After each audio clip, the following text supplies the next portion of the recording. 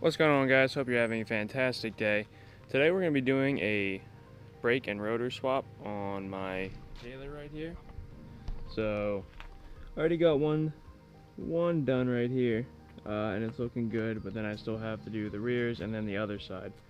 So everything you're going to need for this is you're going to need a rubber mallet to possibly knock your rotors loose once you have everything off. I would suggest an impact gun in case your rotors have screws like that one does. Just make it a whole lot easier to get off of yourself.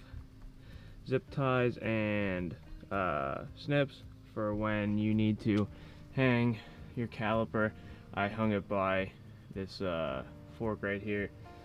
So you need that so you don't damage any of the brake lines.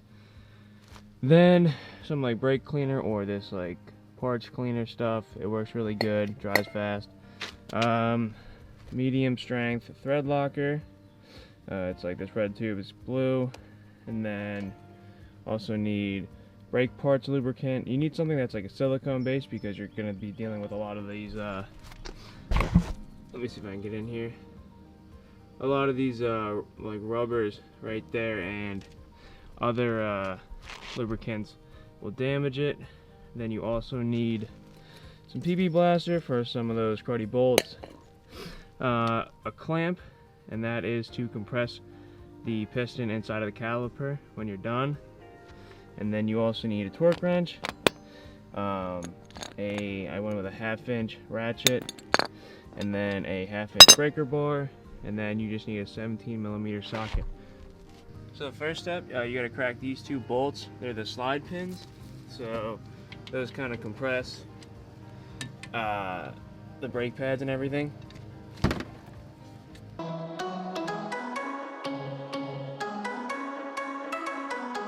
So now you have those off, you just wanna slide the caliper off, and as you can see, this piston's out, so this is what you're gonna be compressing. Get everything hung up and kind of out of the way like that, and then that should be good for everything. So this way you're not causing a lot of tension or anything like that to the brake line itself, and that gets it completely out of the way. Next you're going to crack these two bolts, one right down there and then one behind. Those are the mounting points for the actual more caliper frame, I guess, itself.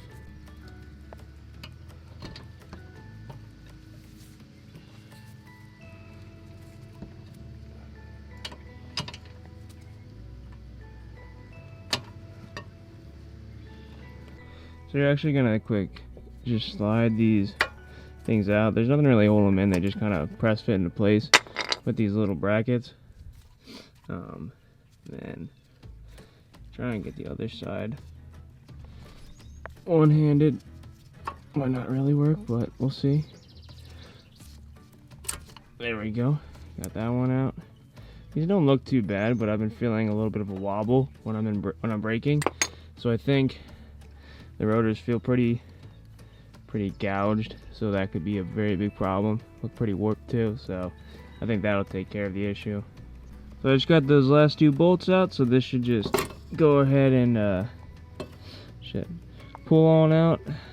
And then the next thing is you're just going to, if you have screws, if not, you can just probably wiggle this off, or use the hammer and hit it a little bit and then get it off. But if you have these screws, just hit them with a little bit of PB blaster just to help loosen it up, and then you're going to grab an impact, remove that, and then you should be able to get this right off. So sorry I didn't show it, but it started to rain. So once you get that all cleaned off, or once you get the other old rotor off, get yourself a fresh microfiber, and then just spray it down. parts cleaner. Oops. You want a fresh one because anything, like if you're using an old one and say you used it, I don't know, anything that could have been possibly greasy, that grease is now going to be all over your brakes, and if you want to stop, I would advise to not have grease on your brakes. So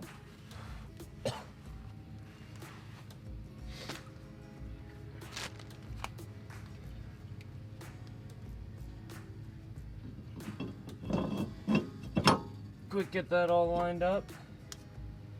Next, just take, if you have these small screws, put a little bit of the thread locker on them. Just kind of smear it all along the threads. Get it lined up in your hole. Get it started on a few threads. And just grab your impact.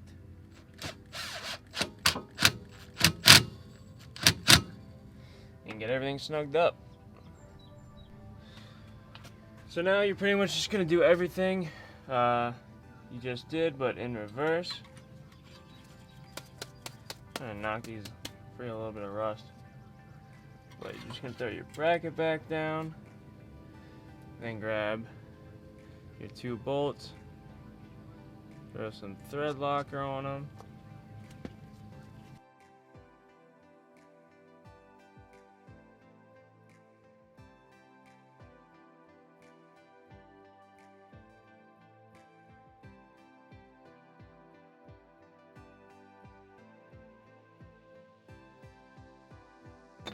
And then you'll just want to get these snugged up or anything like that. Don't tighten them down super hard because then you're going to have to torque them down.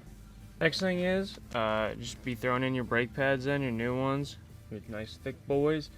Another thing is, these have these little metal hangers, and what you want to do, because these sides of the brake pads will be sitting in there, just throw a little bit of the brake grease. Make sure you try and keep it away from the rotor. But you're just going to slide these on like so.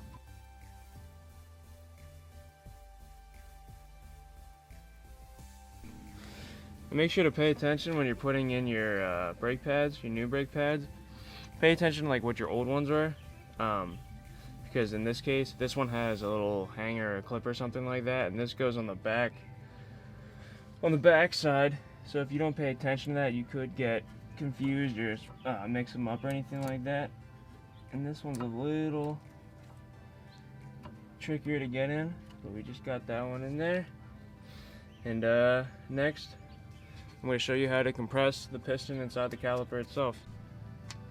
So you just want to clip this, take it down, and then you'll see this piston right there. What you're going to want to do, get one of your old brake calipers, or not calipers, one of your old brake pads, my bad. Put it against it. Actually, sorry, before I skip this, take a little bit of this because it is a cylinder, so just kind of go around the outside of it and lube it up, just so I'll make sure it doesn't seize or anything like that. So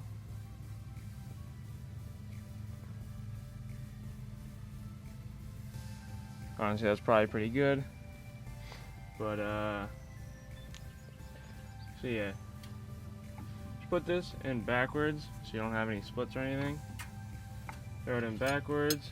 Take a C-clamp, or if you go to like an advanced auto, you could probably rent the actual tool from them. But this C-clamp will work just fine. And you'll just want to kind of get it in and get it about the middle so it compresses pretty evenly.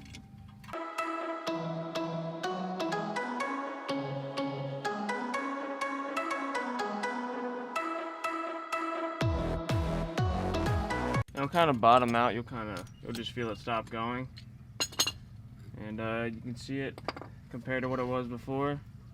That's for that little bit. Just gonna shove that back in. That's all the way compressed. It's flush with that, and then you can just take it and slide it right back on over. Be careful of these little rubber pieces where your the slide bolts go. You don't crunch them over on themselves like this one underneath is. So I got one side up, so you just take your slide bolt. It probably already has grease on it, but you know, it doesn't hurt to put on more. So just put on more of the brake lubricant, and then you just slide it. There's two different ones I'll quick show you actually. This one, that's a solid piece all the way up, goes in the top of the caliper in case you forget, and the bottom one has this little rubber piece or plastic piece. That one goes in the bottom. Don't ask me what they go for because I do not know. But take your grease one and slide it right in. And once you get to the point where it starts to thread, what I'm gonna do, throw a little bit of Loctite, and then just kind of start threading that in there.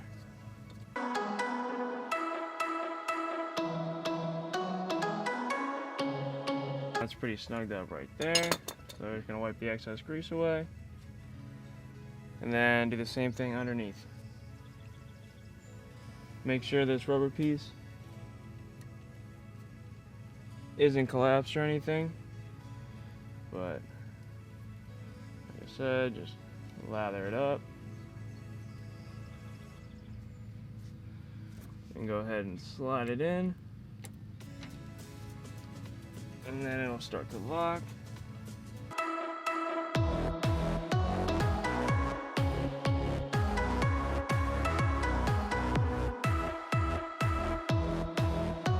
Now that you have these all snugged down, you're going to take your torque wrench and you're going to torque these inner bolts, the ones for the bracket, to 80 foot-pounds.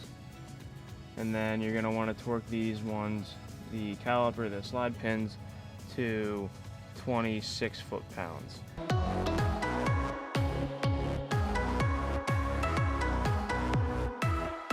So just finished up with it. Looks pretty good. It's really that simple. Just four bolts and just swapping out everything. It's really simple. It might look intimidating because you're messing with the brakes and everything, but it's really not that hard. So I got the fronts done, so now going to go and work on the rears, and I'm just going to show you one rear side because I only showed you one front side, and if you can do it on one side you can do it on the other side. So we're going to hop right into that then. Alright, so I just finished up and I completely forgot to film pretty much everything of the rear, but I'm just going to hit on a couple key points. A couple differences between the front and the rear are the slide bolts right here. They are a 12 instead of, like, these two are 12s, and then back here they're both 14s, and for this I pretty much had to take this wrench and hammer it down to loosen them up and then kind of tighten them. So you know, we'll see if they stay on, but yeah, that's pretty much everything with the rears. It was a little tougher. And two, I do want to point out, should get this on here, on the back side of this, where the piston is, it has a slot, it has a little like dash and then like a dot in the middle, and on these I can actually show you, they have this little nipple. Well, the piston has to slide diagonally over, and so unless you're using the crack tool and say you're using a C-clamp like I was, the piston will actually twist. So just when you have to make sure you mark it out, and then when you twist it, it has to line up exactly, or else you'll be fighting it and not knowing why it's not going in. So that was another thing that I had to point out. So I just got the wheels on the car, and so all I gotta do now is clean up and drop it on the ground and then take it for a drive and just make sure all the brakes work, which they should. And if anyone is here for or from my Evo content and are looking for more of it, it should be coming out hopefully within a month. It's gonna be getting a new clutch. No, the clutch isn't bad on it. I just plan on going for more power, and the stock one won't hold it. So there should be a video on that. Hopefully, I'm gonna have a shop do it just because it's about a 10-hour job from somebody that knows what they're doing. So I'm not gonna tackle that. And I also have a GFB 50/50 diverter / blow valve coming in. I have that coming in Tuesday, and I also have my fuel system sitting inside as well, which are ID 1300cc injectors and a Walbro 450. That's all ready to go in the car. So, and then after that, I'll start ordering more parts and hopefully get more videos out and everything like that. As long as maybe some stuff of this, I have struts and everything to go in. It is my daily driver, but you know, I like somewhat comfort. But enough rambling. If you enjoyed the video, leave a like, comment down below what you thought, if it helped you out or anything, and have a great rest of your day.